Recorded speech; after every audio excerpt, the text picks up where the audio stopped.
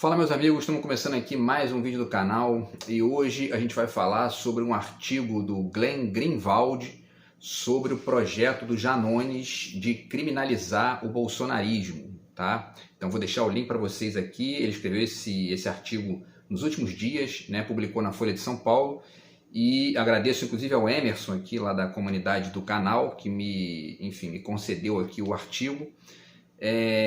E aí eu li o artigo, fiz umas reflexões aqui, quero trazer para vocês, porque a gente fez um vídeo aqui falando sobre o projeto do Janones, né, há mais ou menos uma semana, tá? Que é esse projeto de criminalizar o bolsonarismo no Brasil. Então a gente vai comentar o texto do Glenn, né, que faz uma crítica ao projeto do Janones, vamos ponderar alguns detalhes ali que me parecem problemáticos na tese do Glenn, e retomar alguns pontos do projeto do Janones, né, para fazer esse confronto de ideias aí do que o Janones está defendendo e do que o Glenn está criticando aí no artigo dele, tá? Antes de começar, pessoal, falo de novo aqui sobre o meu livro para vocês, tá? Que é o meu novo livro de poemas, está aqui do outro lado de cá. Que está disponível aqui comigo, tá? Para quem quiser comprar, R$40 aqui o exemplar, mais o frete, tá? Então, você aqui na descrição do vídeo tem o meu WhatsApp, você pode mandar uma mensagem pro meu WhatsApp que a gente negocia isso aí e eu, enfim, faço o cálculo do frete aqui para você e te envio pelo correio, tá bom? Então é isso, pessoal, espero que vocês gostem aí, tá? E qualquer coisa é só entrar em contato, tá? Então, pessoal, vamos lá, vamos falar sobre o artigo do Glenn, tá? O artigo se chama, agradeço mais uma vez ao Emerson aqui que disponibilizou o artigo para mim. O título do artigo é A Fanática e Perigosa Cruzada de André Janones. Deputado explora grotescamente memória do Holocausto para criminalizar bolsonarismo. Então eu já começo fazendo duas críticas aqui ao título que o Glenn escolheu, tá? Primeiro, eu não acho que seja exatamente uma cruzada, né? Eu acho que é justamente o contrário, né? Cruzada, quem faz é o bolsonarismo, né? Se a gente pega o termo cruzada, vê o que significa, né? As cruzadas, né? dos cristãos, enfim, né? Invadindo lá os territórios islâmicos e, enfim, cristianizando as pessoas à força, né? Quem tem essa perspectiva mais violenta e inclusive pró-ditadura é o bolsonarismo. O bolsonarismo se parece muito mais com uma cruzada do que a proposta do Janones, que é uma proposta de discutir isso no parlamento e transformar em legislação. Certo? Então, você pode até discordar das ideias do Janones, mas ele está fazendo um caminho que é o caminho civilizado para ponderar as ideias dele. Então não tem nada de cruzada, né? Eu discordo plenamente do Glenn nesse ponto aí.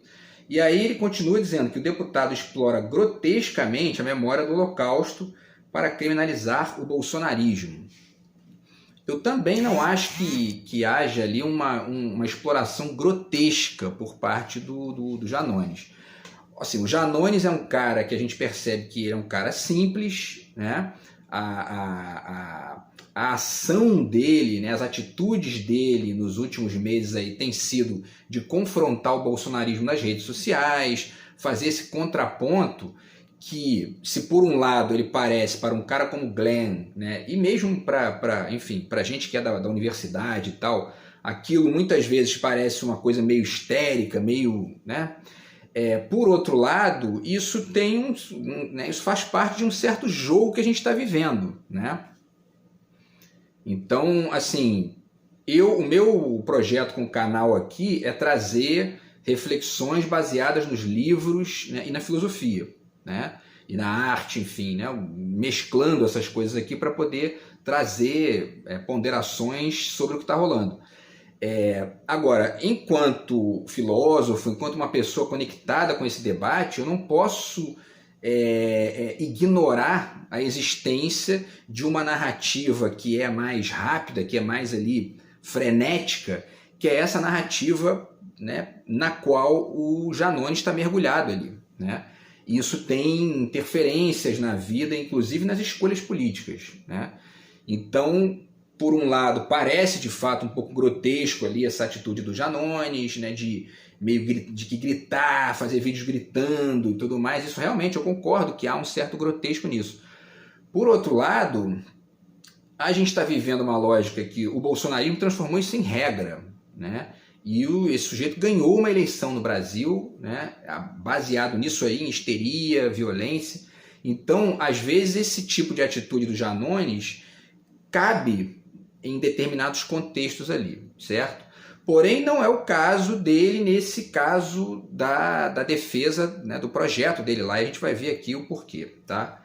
Então vamos lá, o Glenn começa ponderando, só para quem não sabe, tá? O Glenn, ele é jornalista, ele fundou o Intercept Brasil aqui, né, no Brasil, e enfim, foi responsável pelo vazamento das conversas do juiz Moro com o Dallagnol, que acabaram, né, configurando ali a Vaza Jato, que foi uma denúncia que inclusive foi peça fundamental para defender a inocência do Lula e para provar a inocência do Lula, né?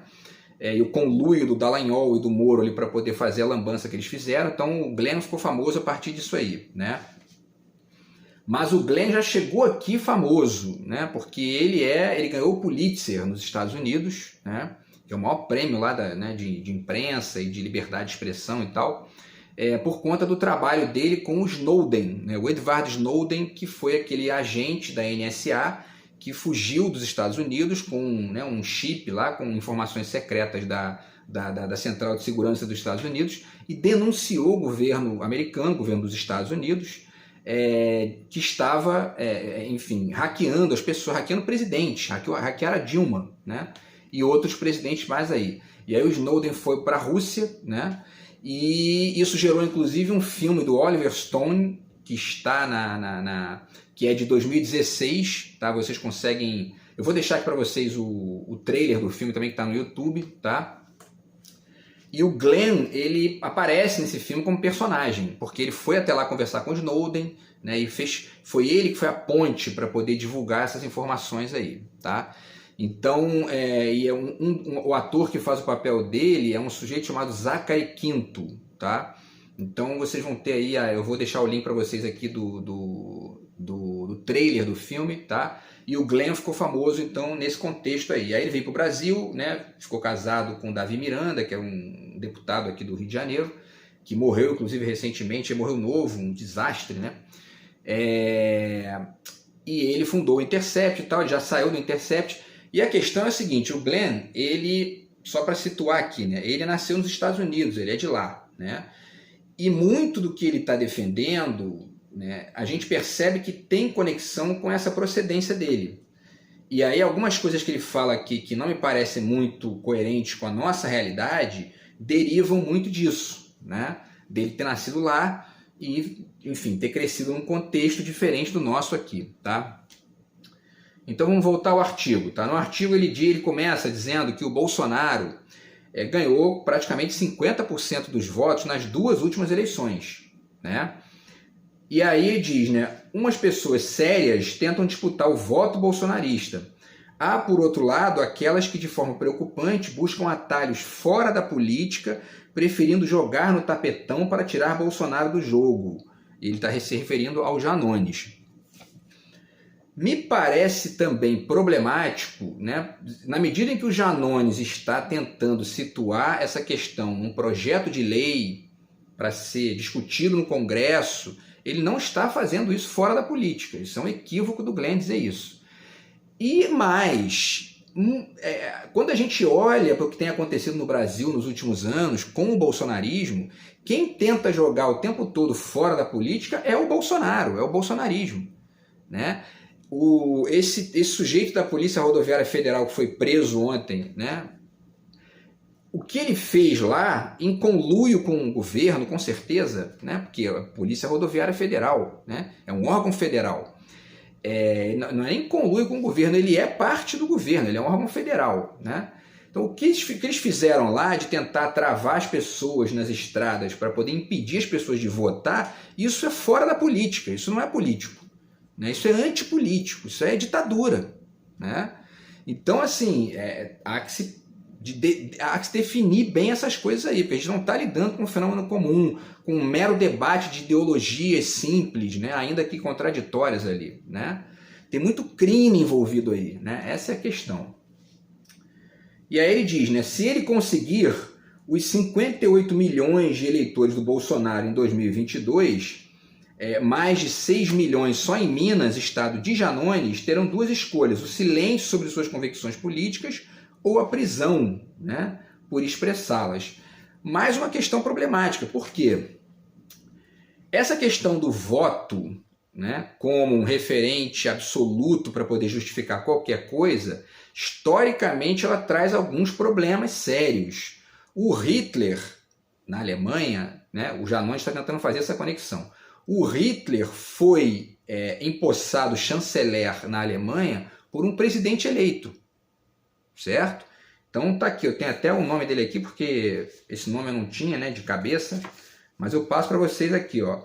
Ele foi nomeado chanceler pelo presidente alemão em 30 de janeiro de 1933, tá? E aí, aliás, eu não anotei, anotei, pelo presidente Paul von Hindenburg, né? Então, um presidente eleito nomeou Hitler chanceler. O partido nazista, naquele momento, tinha maioria, né? E aí, naquele mesmo ano, 1933, teve novas eleições, o partido nazista ganhou, ele tinha 50 e poucos % dos votos, né? E do Congresso, enfim.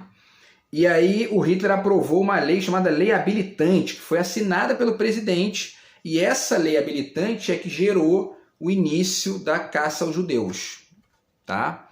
A criminalização dos judeus, etc. Então, assim, né? E mais, para aprovar essa lei, o Hitler precisava de 60 e poucos % de votos, tá? No Congresso alemão ali, tá? Ele tinha no partido dele 52, parece. Ele precisava de mais uns 15% para poder aprovar essa lei.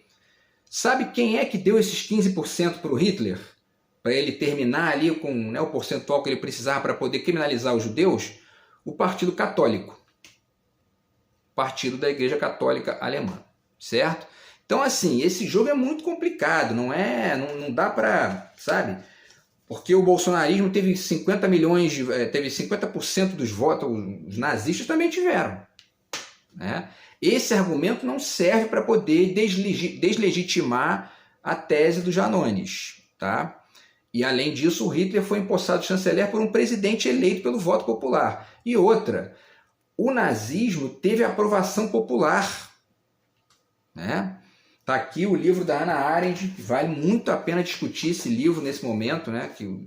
Especialmente o Janones aí, tá? Que é o Eichmann em Jerusalém, A Banalidade do Mal. Porque é isso que está em discussão, né? Quer dizer, o povo alemão, a partir dessa coisa, né, de o sistema está instituído dessa maneira, o caminho é esse para poder salvar a Alemanha, esse discurso, inclusive messiânico, ele é uma característica do bolsonarismo desde que ele, né, foi crescendo aí. Temos que salvar o Brasil do comunismo, e esse patriotismo falso do Bolsonaro, dos bolsonaristas, ele é baseado nesse messianismo. Estamos aqui para salvar o Brasil dos comunistas, né?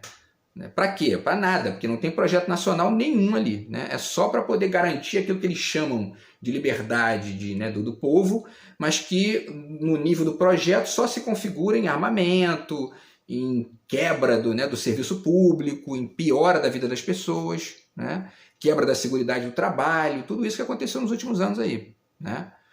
Então, enfim, há que se discutir essa questão, tá? E aí, pessoal, continuando, né, ele diz, né, não há no mundo um país democrático que tenha proibido criminalmente um partido ou movimento político apoiado por cerca de metade da população. Ah, sim, a Alemanha. A Alemanha proibiu isso, né? E mais, né, não é só a Alemanha, o nazismo é proibido, vamos lá, né, em vários países, além do Brasil, né? Ele é proibido na Alemanha, ele é proibido na Polônia, proibido na França, proibido na Hungria, na República Tcheca, na Eslováquia, na Romênia, na Áustria, na Suíça, na Lituânia, Liechtenstein, Bélgica, Grécia, Portugal, Itália, Rússia e Israel. E aí, pessoal, sabe por que o nazismo é proibido nesses países todos? Porque eles experimentaram o nazismo, eles viram como é que é, né? E quando você vê como é que é um negócio desse, a tendência é você proibir, porque não dá certo, né? Aí o Glenn vem dos Estados Unidos. Os Estados Unidos não tiveram uma experiência... Ele cita aqui no artigo dele o fato de que há um partido nazista nos Estados Unidos e que isso é risível, né? Ah, porque isso aí é ridículo, isso aí ninguém leva fé. Maravilha. E se começa a crescer? Né? Esse é o problema, né? Então, assim, se você tem uma estrutura ali, aí você libera um negócio desse, daqui a pouco começa a crescer, né? Perde um pouco do controle, entendeu? Então, eu não acho isso uma boa referência, não, certo? Nos Estados Unidos é muito difícil crescer isso, né? Porque os Estados Unidos têm uma maioria ali, tem um capital judeu muito forte, né? Não é porque os Estados Unidos seja um país, né, da liberdade, blá, blá, blá, nada disso. É porque eles têm uma classe rica, judia, muito forte, né? Porque quando eles querem, eles montam um muro para poder proteger o país dos mexicanos ali, né?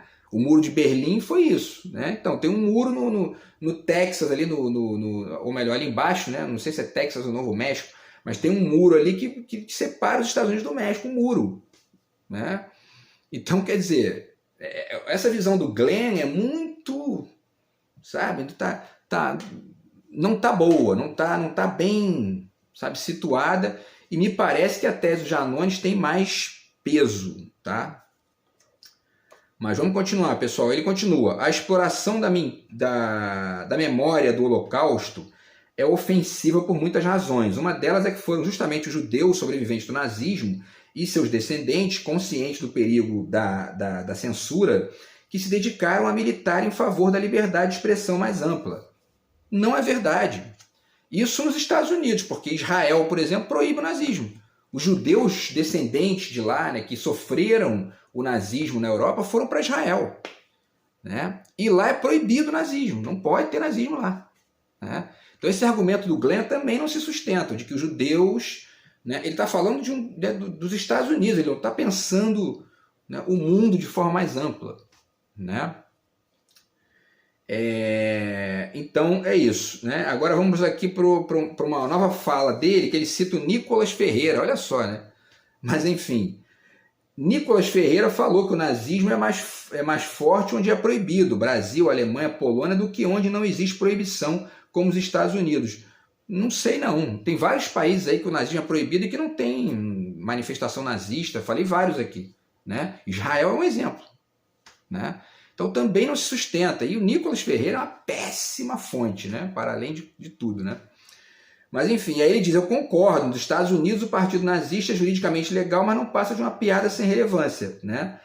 Aí entra uma questão, tá? Porque, para além do fato do nazismo não ser uma piada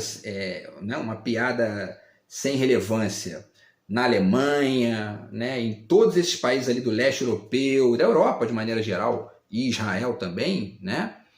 O bolsonarismo não é uma piada sem relevância aqui no Brasil, né? Ele mesmo citou agora que, né, o sujeito ganhou 50% dos votos nas duas últimas eleições. Então, assim, né, todos os argumentos do Glenn estão problemáticos aqui. Eu gosto do Glenn, é uma figura bacana, né? Mas, assim, acho que ele viajou aqui nesse artigo, sabe? Enfim, porque ele não está, não está pensando a questão conectado com essas diferenças regionais importantes que existem, que essa experiência do sofrimento ali que aconteceu, né? E que o Brasil leu bem para proibir isso, porque o fato é esse, o nazismo, essa questão do nazismo, ela tem a ver com essa discussão, né, da liberdade de expressão e da apologia ao crime, onde começa um e termina o outro, né? Tem certas coisas que não dá para aceitar, simples assim, né? É o caso do nazismo, porque o nazismo não é uma ideologia que você pode dizer, isso aí tem, né, isso é meio imoral, meio problemático, mas enfim, né, não mata ninguém, não ataca ninguém, tá tudo certo. O nazismo não, é uma tese, né, eugênica de superioridade de raça e de morte, né? Enfim, e o bolsonarismo tem umas características que chegam perto disso aí, nós vamos chegar lá, tá? E aí, para finalizar, ele cita certas contradições do Janones e tal, que eu falei aqui, essa coisa do grotesco, né? E tudo mais, tá? E aí, no final, ele cita o Lula. Ele diz, ó, em 2019, entrevistei o Lula e perguntei a ele como explicar a ascensão do bolsonarismo no Brasil. O Lula me respondeu citando o escritor Mia Couto, né, de Moçambique. Em tempos de terror, escolhemos monstros para nos proteger, disse o Lula em relação à ascensão do Bolsonaro. Como se os bolsonaristas, as pessoas, né, o povo de maneira geral, né, estamos vivendo um momento de terror aqui, a gente tem que, né, a gente acaba se apoiando num monstro aqui, né? É o medo. O Mia Couto tem um discurso sobre o medo que é muito interessante. Porém, eu não acho que essa frase caiba no caso brasileiro, porque não havia terror nenhum em jogo, né? Para que as pessoas, né, se conectassem com um monstro como Bolsonaro para poder se proteger de um terror, como por exemplo é o caso do terrorismo nos Estados Unidos e tal, né? Que as pessoas se conectaram com um monstro, que era o George Bush, para poder invadir país, matar os outros, enfim, né? Não era o caso brasileiro. O caso brasileiro é um caso tipo de alienação, né? Uma quantidade gigantesca de pessoas caiu nesse conto aí da Lava Jato. Simples assim, né? Então não tem nada de monstro, é uma coisa de alienação mesmo, né? E aí ele fala, né, receio que ao apoiar figuras como Janones, a esquerda brasileira esteja cometendo o mesmo erro, se apoiando em monstros, quer dizer, uma comparação assim, absurda. Monstro é o Bolsonaro, não é o Janones. O Janones pode ser ingênuo em algumas coisas que ele fala ali, pode ser exagerado em algumas coisas também algumas práticas dele, mas ele não é um monstro, é um cara que está aí no diálogo público, né? É um cara que está sugerindo essa proposta aí com todas as complexidades que essa questão demanda, mas ele está sugerindo essa proposta num contexto civilizado de um projeto de lei que vai ser votado no Congresso, vai ser discutido e aprovado ou não. Então não tem nada de monstro aí, certo?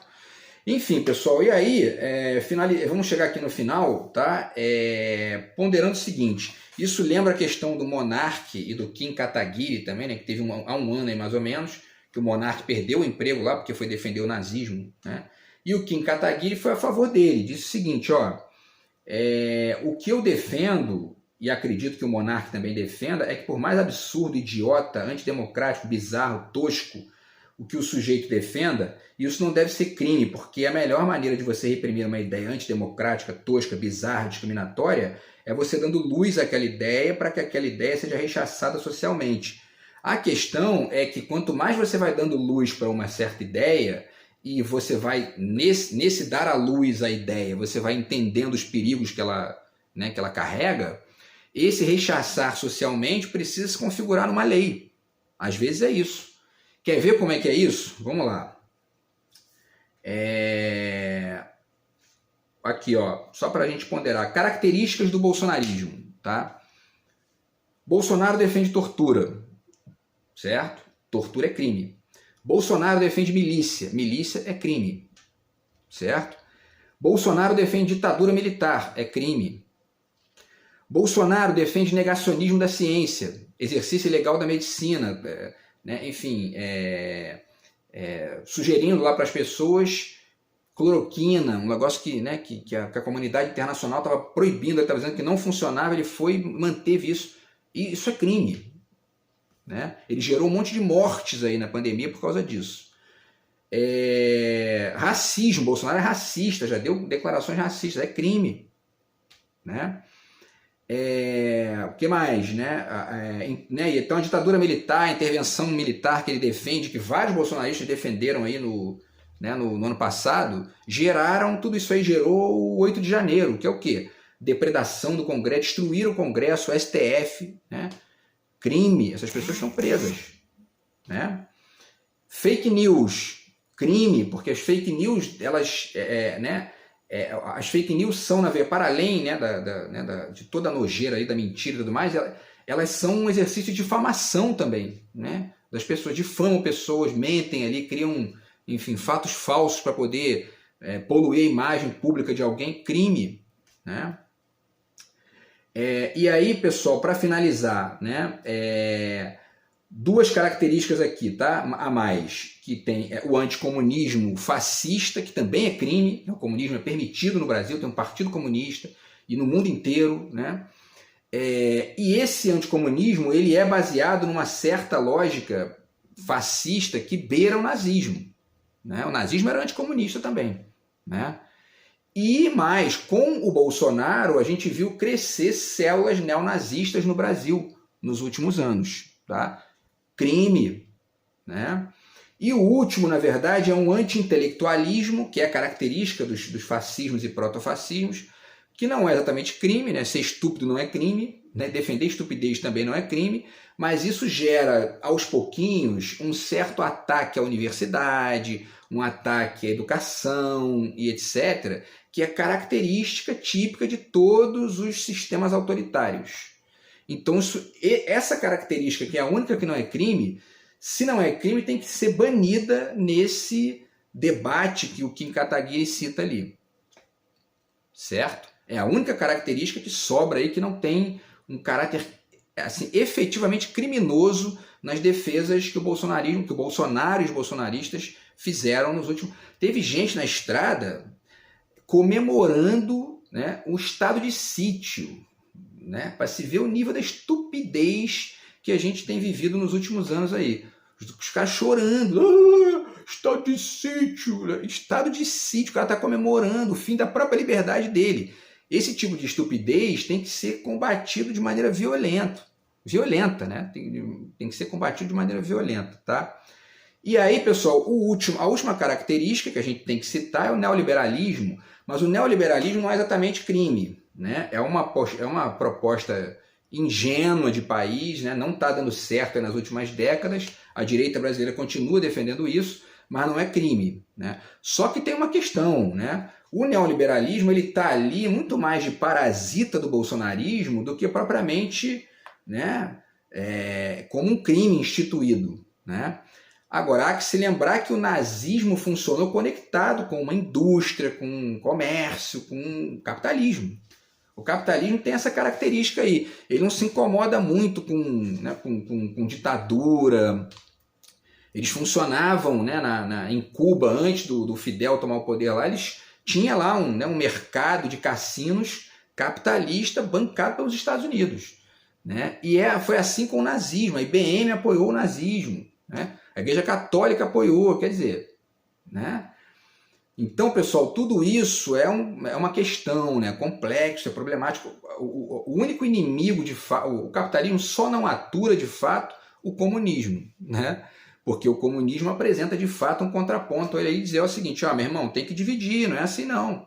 Pode ter meia dúzia de bilionários e 1 bilhão de gente passando fome, não pode. Aí eles se incomodam. Né? Mas se chegar um ditador que seja passivo o suficiente para ganhar uma grana ali e sustentar o comérciozinho ali de meia dúzia de plutocratas, eles estão dentro, estão nem aí para isso. Então, o Paulo Guedes, como um farsante defensor da liberdade de mercado, ele não pode ser uma boa referência para não criminalizar o bolsonarismo, certo? Enfim, pessoal, então é isso, tá? Os comentários aqui são esses. Acho que o texto eu acho que assim, né, essa questão que o Monark levantou rapidamente aqui, né, e o Kim Kataguiri do nazismo, eu acho que essa questão tem que ficar restrita à casa das pessoas, ao espaço privado. Porque você não pode ser proibido de falar merda dentro da sua casa, né? Enfim, não pode. A casa é inviolável e tudo mais, então, e ao mesmo tempo você não está fazendo mal a ninguém, você está ali dentro de casa vomitando merda para tua família ali, falando bobagem. Isso você não pode ser proibido, né? Mas você saiu de casa ou publicou um negócio no espaço público, né? Aí você tem que ser questionado na validade disso como crime, né? Não pode ser racista na rua, não pode, enfim, ser nazista, né? Não pode ser negacionista da ciência e tudo mais, né? Enfim, então eu acho que esse é um parâmetro aqui para ponderar essa questão, tá? E aí, uma última questão aqui que a gente pode ponderar é o seguinte, uma saída para que o bolsonarismo não seja... Porque esse nome bolsonarismo ele é, na verdade, uma síntese de uma série de coisas que a maioria delas já é crime, entendeu? Então, criminaliza-se essas práticas em separado, né? Se conecta elas com o Bolsonaro no debate, né? E separa aquilo que não é crime, como, por exemplo, a defesa da estupidez. Estupidez não é crime. Pode ser, quer ser estúpido, beleza. Né? mas o resto não dá para aceitar, né? Então é isso, pessoal. Acho que o Glenn tem que dar uma revisitada em certas questões aqui, e a gente deixa aqui as dicas, tá, de ponderações necessárias para essa discussão entre os dois nesse artigo, beleza? Então é isso, pessoal. A gente volta no vídeo de amanhã. Grande abraço, tamo junto, fui.